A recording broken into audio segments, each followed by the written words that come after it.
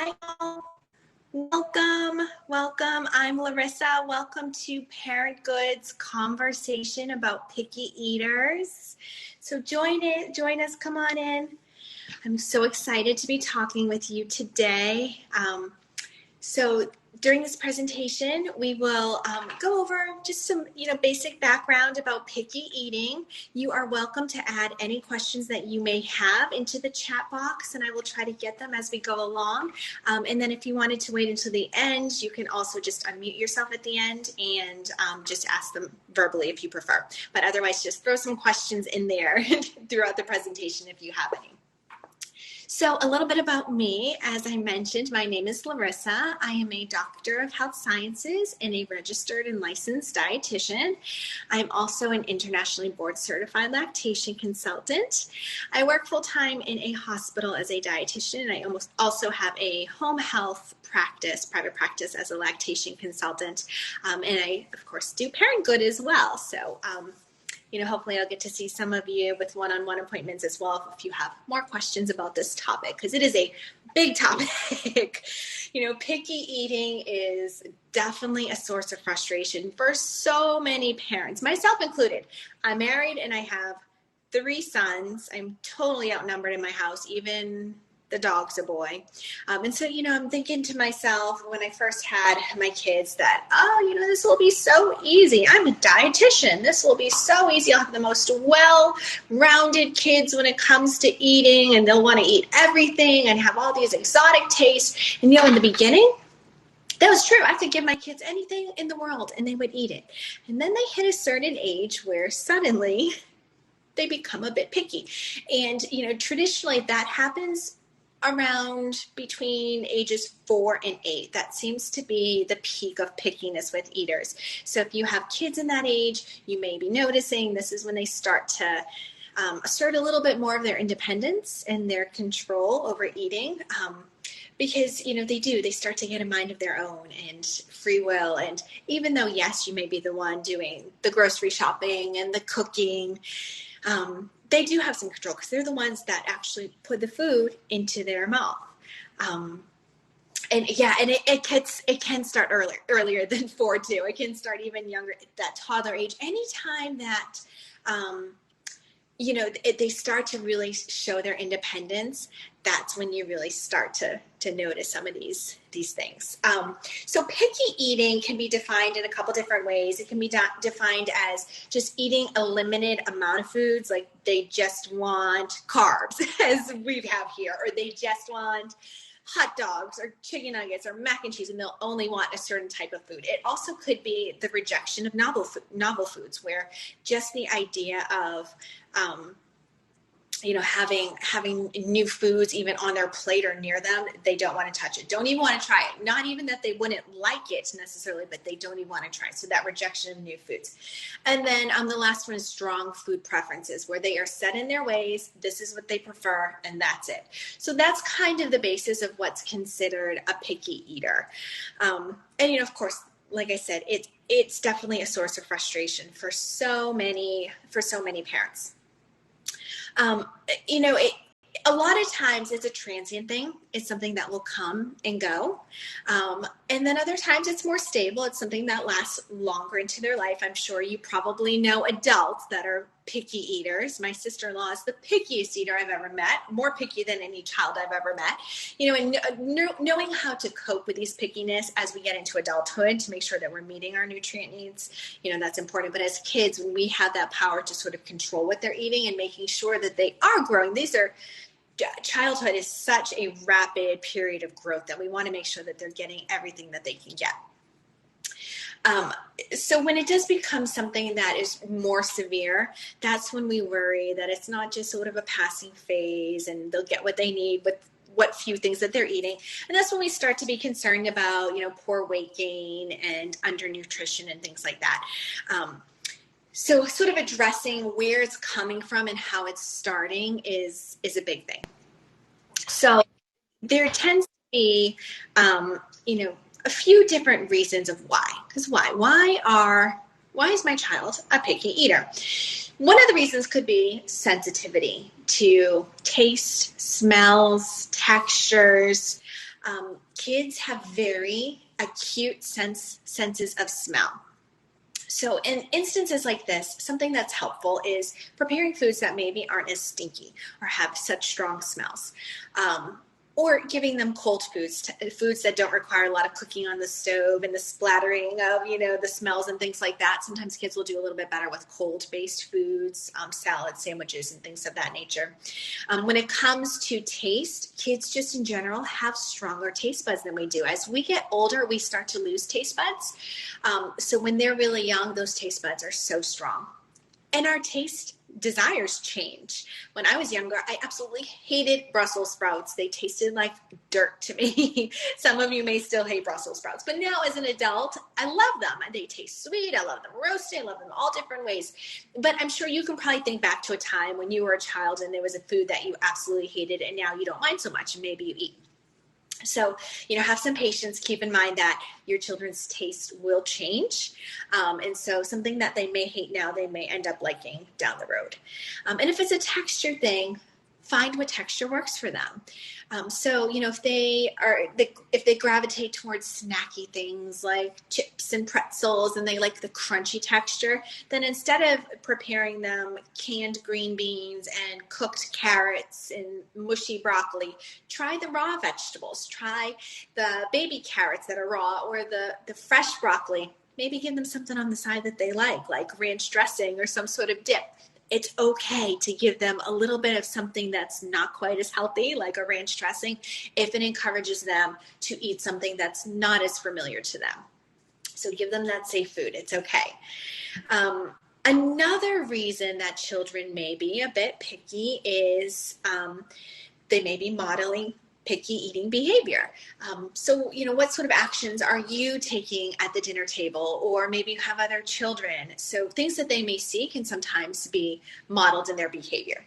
If you tend to be someone that isn't a very adventurous eater, then it's a great opportunity for you as a family to try some new foods. Another reason that children may become picky eaters is that, like I mentioned in the beginning, this is an age a lot of times where they just want their independence. They want to show some sort of control. So use that to your power. Give them some control over their food. So that could be something like taking them to the grocery store with you when you go grocery shopping. And this, may go along with the, if you're a picky eater too, make it an adventure. Like, hey, let's go to the store together. Let's find one new food that we've never had before that sounds exciting. So, go to the produce section. Hey, have we ever had eggplant before? Have you had it? No, let's try it. It might be good. Make it an adventure. Make it something exciting. Let them help pick it out. They also can show a bit of control and independence with the meal preps. So if, they're younger kids, like the 2-year-olds that we had someone mention, or even, the 4 or 5-year-olds, they might not be able to do any of the cutting, but they can do the stirring. They can pour things into the bowl, give them some responsibility and some control over the food they're eating. Older kids can do, cutting of soft foods. They can do measuring. It's a great opportunity to get a math lesson in there and learn about fractions and things like that. So, kind of making it an exciting thing. And children will then a lot of times take pride in what they've made. And hey, I made that. I'm going to try it because I made it. I know what goes into it. I know it wasn't scary or anything like that. So sometimes giving them that control over their food and gets them excited to try it. Another issue, and this tends to be a common one with young children that may lead to some pickiness, is anxiety. And it can be anxiety for millions of different reasons. Some children are just anxious children in general. Maybe there's something going on environmental, that causes them to have a bit more anxiety. It could be something food specific that causes anxiety. Maybe they had a scare where, they were choking, or maybe they have some food allergies or intolerances that certain foods hurt their tummy, so then they're afraid to try new foods because they're afraid of the reaction for it. In some instances, the anxiety is very severe, in which case it's, a good idea to reach out to a behavioral therapist or someone that can get down to the emotional aspect of it. There's been some research done in a study that was published, I believe, in the American Academy of Pediatrics journal, that showed that females in general, and females with stronger emotional intelligence, like they can regulate their emotions better, were less picky eaters. Boys tend to be a bit more picky eaters, especially boys that maybe have less emotional intelligence. And intelligence, I'm not using that as like IQ brain smarts, just meaning how they process their emotions and how they can deal with their emotions. And boys in general tend to be a little bit slower in being able to figure out their emotions. And as a mom of 3 boys, I can tell you that is so true. So, that anxiety issue can definitely come up and play a role in it. So again, giving them some sort of control over the meal prep or picking out what to eat for that meal, that can help. As Chelsea mentioned in the comments that her child maybe had vomited up some carrots. So yeah, if your kid maybe, my husband tells the story all the time that he cannot go anywhere near marshmallow peeps. Like even just the look of it makes him sick. Now, of course, this is not a healthy food, so it's not a big deal that he doesn't eat marshmallow peeps. But he ended up with a stomach bug around Easter time, the same time when he had been eating a bunch of marshmallow peeps. And now he correlates like nausea and vomiting with peeps. So anytime he sees those, he feels sick to his stomach. So if your child is maybe sick or has a reaction to a certain food that may not at all be related to that food, they may start to associate it and then become very picky around that certain food. And Deepti says, or Deepti, I'm sorry if I'm saying your name wrong. I have a 3.5-year-old who loves carbs, milk, and yogurt. I need to make him eating veggies by distracting him like TV. He doesn't eat fruits either, and it's frustrating. Yeah, that's a great point. And this is something that I was going to mention too. Sometimes it's a better idea to not have distractions. So turn the TV off, turn the phones off, and sit at the table. And again, this is sort of just creating a positive environment where dinner time is a positive time and talking about fun things. There's no stress, there's no anxiety. It's just an easy kind of fun time with a family, and getting your children to focus on the good things that they're eating. But of course, if distraction is the tool that you need to get them to eat the vegetables, in the short term, that's fine. Long term, we know, especially into adulthood, that distractive eating can lead to weight gain because you're not paying attention to what you're eating. So, in the short term, it's okay, but in the long term, you want to sort of eliminate distractions and really make it the meal as part of, a positive environment. So Vicky mentions that her child doesn't want to try any meats. They'll try anything that's not good for them. He'll eat strawberries, bananas, cheese, and rice. Yeah, and Alejandra says that her 2-year-old loves meats, but no veggies and fruits. So we see this a lot.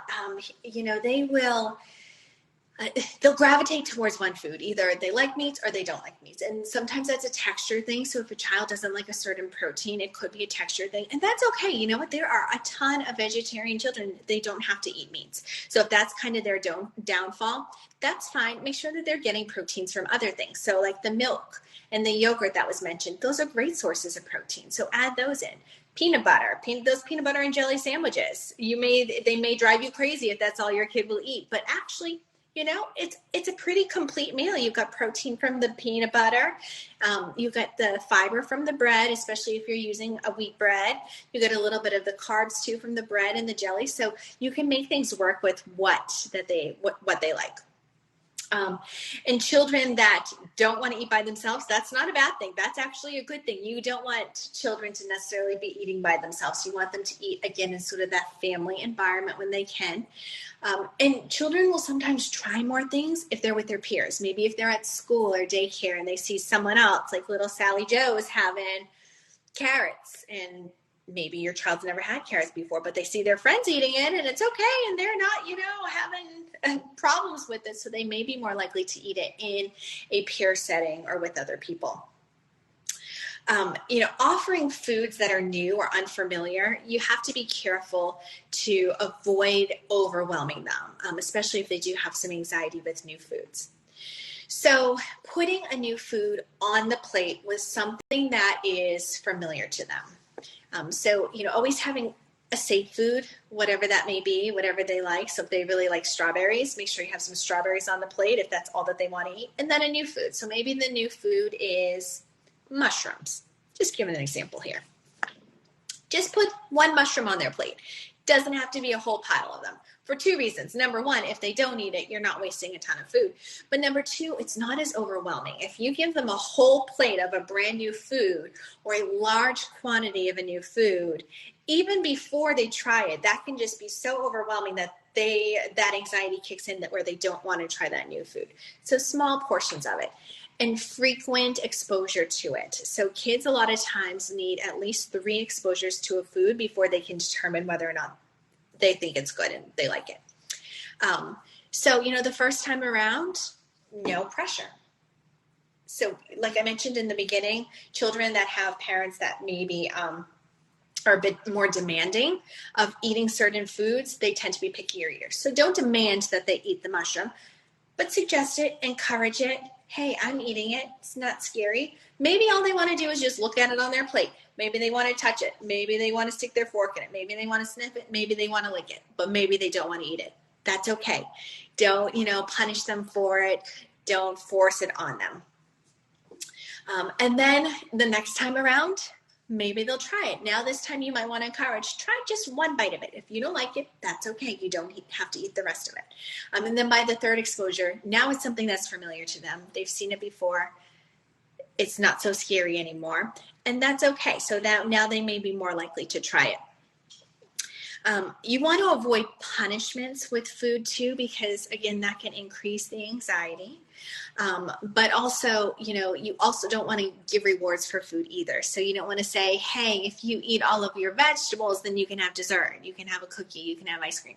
Because then what's that telling the child? It's telling them that the dessert is the most important part of the meal. That's the reward. That's the most exciting thing.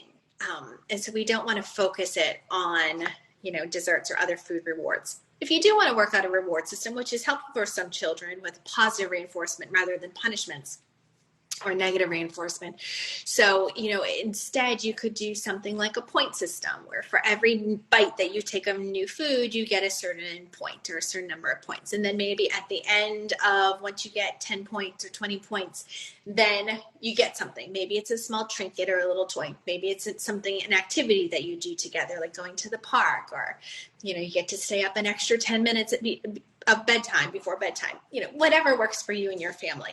But something that takes away that reward punishment of food and something totally separate. So let me just pop up on some of these questions here that we're seeing. Okay, yeah, so a lot of times when kids don't eat meat, the only meat that they'll eat are things like chicken nuggets or hot dogs or things like that. In the short term is okay. It's fine. They're getting some protein. But a lot of times the reason for that is a texture thing. Meats tend to be kind of chewy for kids and they have to work a little bit harder for. And sometimes it's just a taste thing. But like I said, if they're choosing not to have meat or they only have sort of really specific restricted types of meat that they'll eat, that's okay. You can offer other sources of protein. Plant proteins, dairy, things like that. Those are great sources of protein too. Okay. Yeah, and allergies, if there's any types of allergies, nut allergies, peanut allergies, and there's other sources of plant proteins too. And there's, nut butters and seed butters like sunflower seed butters or beans and things like that. Lots of different plant proteins that you can explore. Let's see. I just want cookies, chocolate. Yeah, there's some kids that just really gravitate towards sweet things, and that's okay. As long as there's a little bit of a balance there. But again, don't reward the cakes and the chocolate and the cookies as the chocolate. Like if you eat your vegetables, then you can have that. So we don't want to have to do the food as a reward. It's, good to have some safe foods on standby. So whether that's, a sandwich or cereal, something that doesn't require you to be a short order cook, because you don't want kids to have to, you don't want to have to make a million different things for a child that's a picky eater. Or if you have multiple picky eaters in the family, you can't please everyone. So this is what you make for the meal. This is what we're getting today. There's a school of thought where, and this is kind of an old school of thought, where if they're hungry enough, they'll eat. That's not necessarily true. I know lots of kids that can go all day and not have a single thing to eat, maybe out of stubbornness, maybe out of fear of eating, maybe because they just don't want to be forced to eat. So, you don't want to starve your child because they are a picky eater. So have a standby food, something that's, like a no prep, like a bowl of cereal, but something that's safe that they know that they can eat that is, comfortable for them. And if this is a long-term thing, of course, always reach out to their pediatrician or their doctor to make sure that they are hitting those growth curves and making sure that they are meeting their nutrient needs as they need to. So tips for first foods tasting. So, it really depends on the child, and it depends on you too. Certain foods, you may just want to have them tasted straight up. So let's use broccoli as an example. You may just want them to try broccoli as is. Just raw broccoli. You could also try first taste with something that they're familiar with. So like I mentioned before, maybe ranch dressing. They might want to taste it more if they can dip it in some ranch dressing, or they might like it some more if you can dip it in cheese sauce or have cheese sauce on it. So sometimes it's a good idea to just have them try it straight up. Other times it might do better if it's paired with something that they're familiar with and they're comfortable with. So that's kind of up to you and up to your child too. And so your kids best, and so you would know what would be the best option for that. But sometimes, it's good just to sort of try to taste it straight up. And don't forget that we, even as adults, we don't like every preparation of every food. You may love broccoli. So this is, using that same example of broccoli. You may love broccoli if it's prepared, roasted in the oven with cheese sauce and salt and pepper. And you may not love it raw. So same thing with kids. If they don't like it one way, that doesn't necessarily mean that they will never eat it and they won't ever like it. Maybe try a different recipe, a different preparation. If it's a texture thing, maybe a different, cooking it or not cooking it, depending on which way you go, to see if that's part of it. So you can play a role in how they try foods based on how they're prepared or how they're cooked. And it doesn't have to be anything fancy. You don't have to be a world famous chef, to prepare foods in different ways, but different recipes, may help. And be patient because, like I said, it does take frequent exposures of it.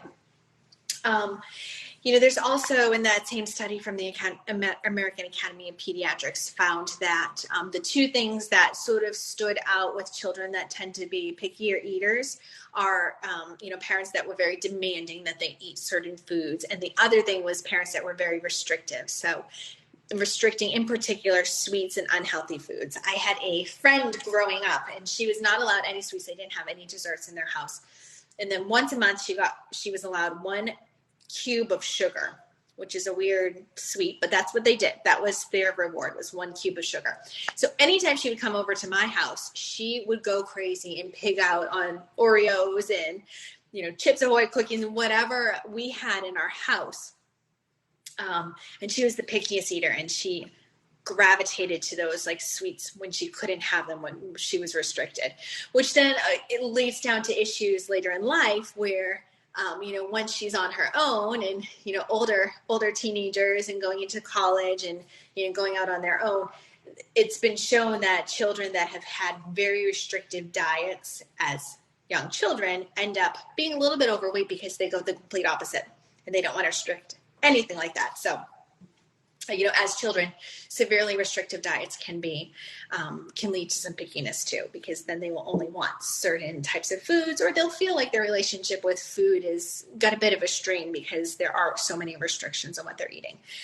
So, allow them to try different things. Like I said, if a little bit of something unhealthy on the side of something is healthy works, a little bit of cheese on their vegetables, or, it's okay to season your food. I had a parent once tell me, how can I get my children to eat vegetables, plain vegetables, because I don't want to add salt and pepper to it, or salt in general. She was concerned about, I said, well, how come you don't want to add salt? And she said, well, I don't want her to have high blood pressure or things like whatever the concerns may be, which in adulthood may be a concern, but for children, it's not. Salt is not going to cause high blood pressure in children, in young children. So season the food, make it taste good. You wouldn't want to eat something that doesn't taste good, right? So if you're trying to get your kids to try new foods and eat new things, you certainly want them to taste good and give them something to look forward to. Okay, let me take a peek at some of these comments coming in so I don't miss any. Okay, yeah, so in households where maybe their time is split between two different parents, and I've also been there, I'm divorced as well, so my older boys go to their dad's house, and there's definitely different food habits and eating habits there, and that can be difficult. So as older, you have the ability to help educate the children so that they can make their own decisions. That's really your goal, is to teach your children the right decisions to make so that when they are away from you, now they have that knowledge. Knowledge is power. They can make that knowledge. But, in the meantime, when they are at your house, just same sort of thing, reiterating the new foods when you can. Maybe the dad is doing something different, has a different recipe that they like there, or vice versa. And if you have a relationship where you can share those things, so that it's similar. If one thing works in one house but doesn't at the other house, what's the difference? What's the deciding factor there? Is it a recipe? Is it a preparation thing? Is it an environmental thing? Maybe at the other house they're allowed to sit in front of the TV and eat, and at your house they have to sit at the table, whatever it may be. But trying to find that sort of factor that may be the difference between what works in one house and not in the other. And then, when you do have the power to educate on making healthy choices. So, that's in the long run, these things, even if they're young, eventually will stick in their head so that they can make those decisions too. Hypnosis therapy for eating, that, any type of sort of behavioral therapy, if you have a child that has really severe picky eating where it's affecting their health, is a good idea. I don't know a whole lot about hypnosis therapy, so I can't give you a pros and cons of that necessarily. But check with your child's pediatrician and see what they recommend. But therapy for severely picky eaters where it's affecting their weight gain and their health is always a good thing. Young children that are having difficult time eating solid foods. Again, this is a texture thing. Excuse me. So for some children, they take a little bit longer to get to those solids because it's textures. So it may be that, at 2, she's still being offered kind of mushy solids, and that may not be pleasant. It may be that they're too hard. So whatever is being offered, try the complete opposite. In 2 years old, they may do better with, finger foods and things like that. I have a 2-year-old son myself, and he, for pizza, for example, I would cut up the pizza in small pieces and, try and make sure everything is safe so he can't choke and all little pieces of things. And he wouldn't eat it. He would not eat it if I cut it up. But I gave him a whole piece of pizza where he could hold it in his hands and take his own teeny tiny little bites, and he could eat it. So, for him, it was a control thing where he wanted to hold it and pick it up in his hands and eat it that way.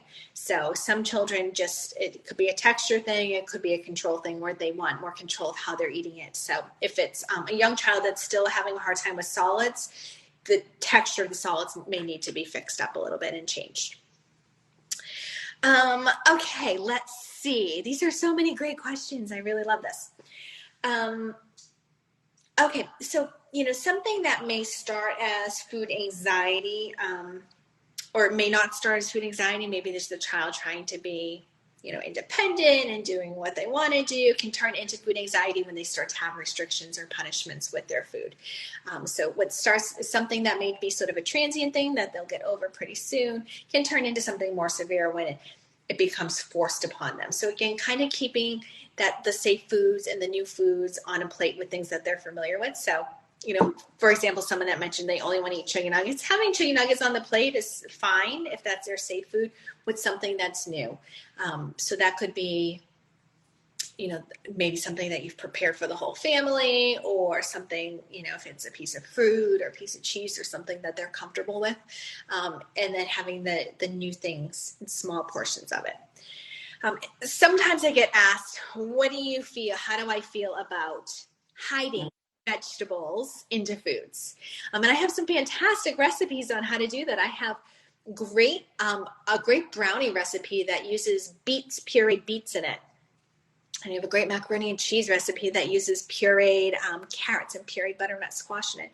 There's lots of recipes in there that hide vegetables into foods. So sometimes I'm pro, sometimes I'm against it. So it really kind of depends on each situation and each child. For kids that really are they're picky to the point where it's really affecting their health and they're not getting enough nutrients. Number one, I always say get them a children's multivitamin that's approved by their doctor. That will help at least take that edge off of your own anxiety, wondering if they're meeting their nutrient needs. At least you're getting their nutrient needs from their vitamins. But, in those instances, making sure that they get a little bit of their vitamins in from the vegetables that you may have hidden in some foods, that's okay. I'm fine with that. I'm okay with that.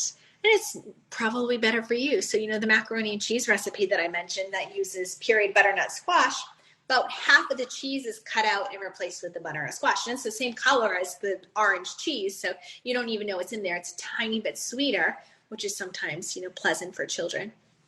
But it's healthy for the whole family. So even the family members that aren't picky get some health benefits of having the added veggies that are hidden in the foods. But on the other side of it, and the other side of the coin there, it's not really teaching the children to explore new foods and expand their horizons with foods because they're not seeing it. They don't realize that they actually are eating something. Kids that are older, you can maybe tell them after the fact, like, guess what? You had butternut squash and you liked it. And so that sometimes is enough for them to be like, okay, that's not so bad. Some kids will be like, you deceived me. You lied to me. I don't like that. Feel out your own kids, how they may react to that. Also depending on their age and whether they can truly process that. But for the most part, I usually say, every once in a while, hiding vegetables and foods just for the health benefits is great. You certainly can do that. But as far as encouraging picky eaters to be more outgoing and try more foods, then that doesn't. They're not visually okay, what about if they have a sensory problem? What should I do? So sensory issues, like I said, that's one of the 4 top reasons that children are eaters. And sometimes it could be sensory because of texture, it could be sensory because of smell or taste. So identifying and working if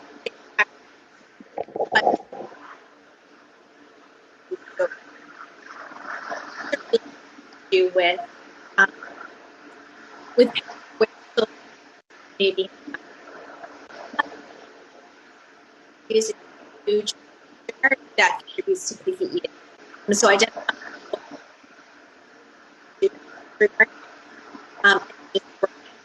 so most foods they can get in a different way. You can get those nutrients that you need from a different food.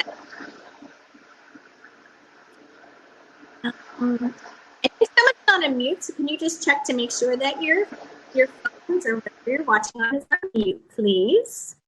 All right, let's see. Kids sometimes like to eat things that are inedible, like dog food. Apparently, I was that child. My mom tells me in the story all the time that I would eat dog food. So that's a common thing. Kids like to eat things that are, not necessarily food items. And so, if there's, food, non-food items, it's pretty normal. It's normal. If it's a common thing, then, reach out to the pediatrician about it. If it's something that they're doing a lot of and gravitate towards, non-food items and non-dog food items. Some kids think it's dog food items too. Okay. So someone says that their grandma hid chicken in their food, which they didn't want to eat animals, really mad about it, haven't eaten her food for a long time. Yeah. So exactly. Like I said, you got to feel your kids out. Hiding foods that obviously are things that they would normally or should be eating, that they can be eating, that they don't have allergies to, that they don't have any, certain, real reasons not to be eating. It's okay to hide it in there. Whether or not you tell them that it was hidden in there to help expose them, that's up to you. But again, hiding vegetables and food really should only be for health benefits and not necessarily for exposure and to help get that picky eating out of the way, because they're truly not exposed to it at that point. But so, some older kids will be like, okay, well, it wasn't that bad. I guess I can try the butternut squash as it is, or the sweet potatoes as it is.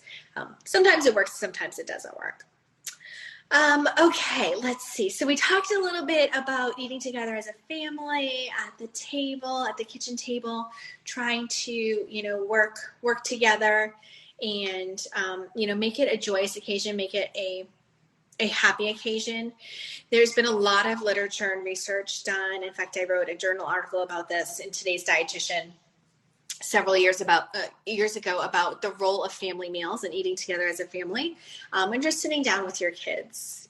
Whatever your family dynamic may be or whatever your family may look like, eating with your children can, in the long run, help reduce their risk of developing obesity at an older age. A few reasons for this. Number one, it gives a positive association with food and family time. It helps reduce distractions if you're sitting and eating a meal as a family rather than sitting in front of the TV and eating by yourself and not paying attention. So it allows you to really, teach your children to focus on your food and enjoy your food, pay attention to it. But it also gives you an opportunity to really discuss healthy food habits and eating well, and exposing them to these new foods and things like that. It also, as these distractions come up, that's when you kind of lose sight of what you're eating and how much you're eating. Again, they're not necessarily focusing on food. I believe it's a book. It's called, forgive me if this is not the exact title, French Women Don't Get Fat. Maybe you've heard this book. And the principle behind it is, French food, a lot of it is very high in fat, cheeses and cream sauces and a lot of carbs and croissants and baguettes and things like that. But French women don't get fat is the premise of the book. And the reason is because the focus is on the food, enjoying the food, so they can eat less of it because they're there to focus on what they're eating and really enjoying it. So with our kids, we really want to make sure that food is a positive thing. It fuels our body. Healthy choices are there without restricting unhealthy choices. Every once in a while, a treat is okay. It's fine.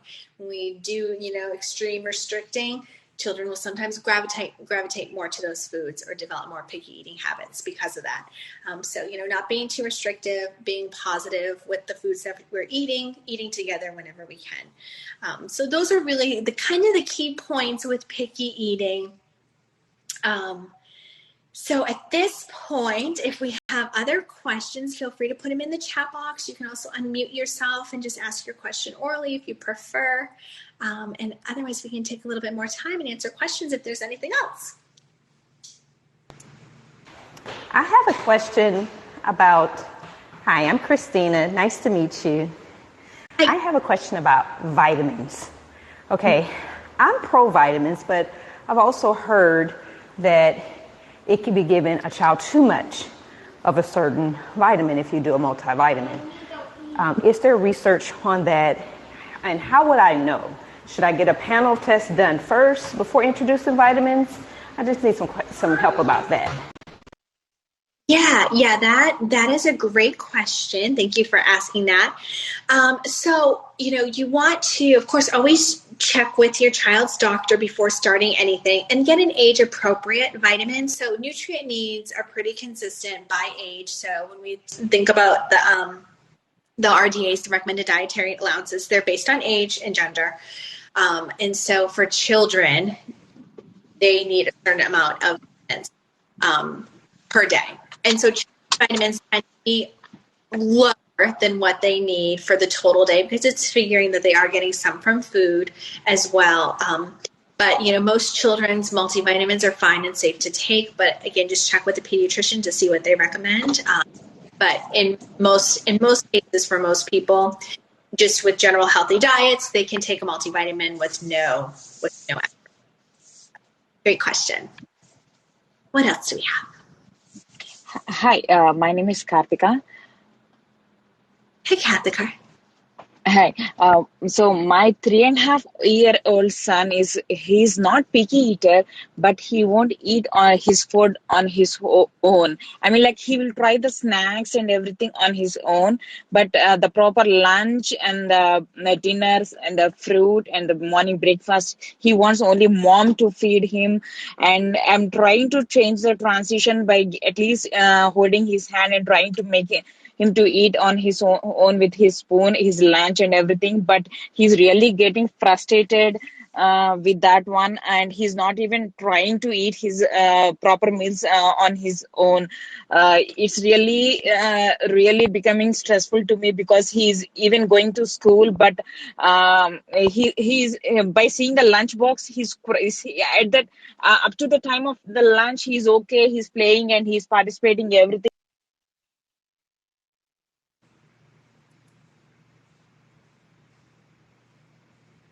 Oh, you cut out, but I think I got the gist of it. So, another thing that you can do, and this is, helpful for any picky eaters, but especially for a child that maybe doesn't want to eat independently, making the food a little bit more fun. And it could be something as simple as cutting out the sandwich in a fun shape, cutting out the cheese in little star shapes. And, there's different things that you can do to make it maybe a little more interactive. And so if it's something that's more hands-on and it's not just eating, your child may be more likely to do it on their own. When you're at home too, if you have a support person that can maybe help feed the child, that's sometimes a good idea. We do the same thing with, breastfed babies that are getting a bottle for the first time. We say, Mom, leave the house. Don't be in the house when somebody else needs to feed the baby. Because if he knows you're there and you're the one that always does it for him, he may put up a fit until you do it for him. So if you're kind of take yourself out of the picture, if you have that availability to do that, and have someone else there instead, he may do it on his own. But otherwise, trying to make it a little more interactive and a little more fun. He might think it's more interesting to feed himself in those cases. So, great question. Do we have other questions?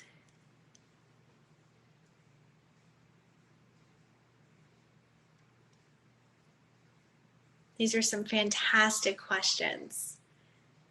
I know, picky eaters, it's a big topic, and every case is so individualized and every child is so different. And you may have multiple children in your family and every child can be so different too. They can come from the same exact parents and be totally different. It's amazing how that works. So thank you all for joining me today. I am available on the ParentGood app. So if you do have specific questions or you want a one-on-one session so we can, dive in deep to your specific case, feel free to reach out to me and we'll be happy to set something up with you. But otherwise, thank you all for joining me. Enjoy your evening. I appreciate you all having a time here with me on ParentGood, and I hope to talk to you all soon. Have a great night. Thanks, guys.